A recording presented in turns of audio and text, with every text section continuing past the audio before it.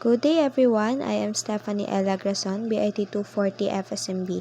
I am going to discuss about coffee roasting and types of coffee grinds.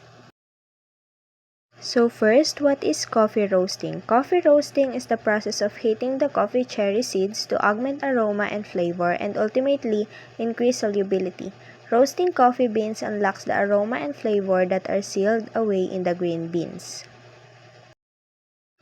So there are 4 roast levels.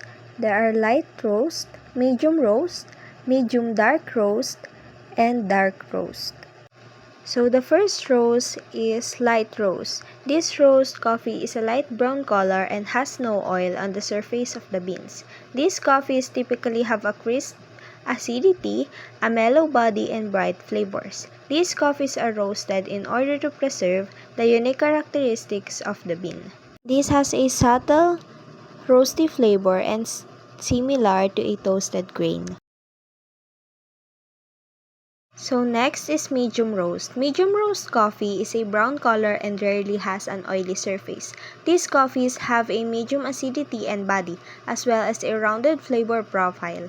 Roasting to these levels also preserves many of the unique flavors of the coffee's origin, but it also begins to reach into the deep caramel sweetness of a longer roast.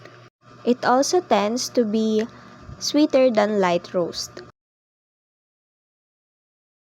And the next is the medium dark roast. A medium dark roasted coffee has a richer body in comparison with the lighter or medium roast. The medium dark roasted coffee beans are characterized by a heavier body than the lighter roast and caramel flavor with muted acidity. It is also rich in color and looks a little shiny. And for the last level, dark roast coffee is a dark brown color and often has an oily surface. These coffees have a low acidity, heavy body, and tend to reveal deeper, darker flavor. Some describe a dark roast as having chocolatey, nutty, or even smoky notes. They have been roasted longer, so expect a more bitter taste. Its color is dark chocolate, almost black, and are roasted at a high temperature. And then here's the types of coffee grinds. So first is extra coarse grind. An extra coarse ground is about the size of sea salt, which is pretty large. Extra coarse grind requires an extra long brewing time so that the water can absorb all of the flavors. Cold brew is the best for this grind size. Then next is coarse grind. Coffee ground with relatively big coffee bean particles, less uniform particles, similar to sea salt or breadcrumbs. It's best suited for brewing methods that involves longer contact time between the coffee grounds and water. This grind is perfect for making a coffee in a French press. So here's the medium coarse grind. These are coffee ground that is about the size of a large grain of sand or sea salt. This grind size also needs a longer brew time to fully absorb the flavors. So the 5 to 8 minutes required by a French press works well with it. And then the fine grind. The coffee grinds are, well, fine and packed more closely.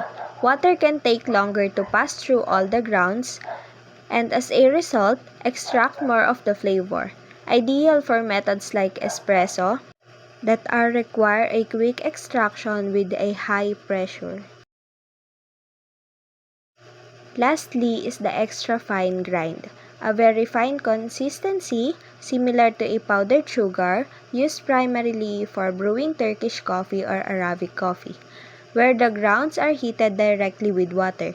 This is typically used with quicker brewing methods such as a espresso. So to end this video, a key stage in the brewing process, coffee grinding modifies the surface area of the grounds exposed to water, which influences flavor and extraction. Faster extraction is achieved with finer grinds, while slower extraction is achieved with coarser grinds. That's all. Thank you for listening.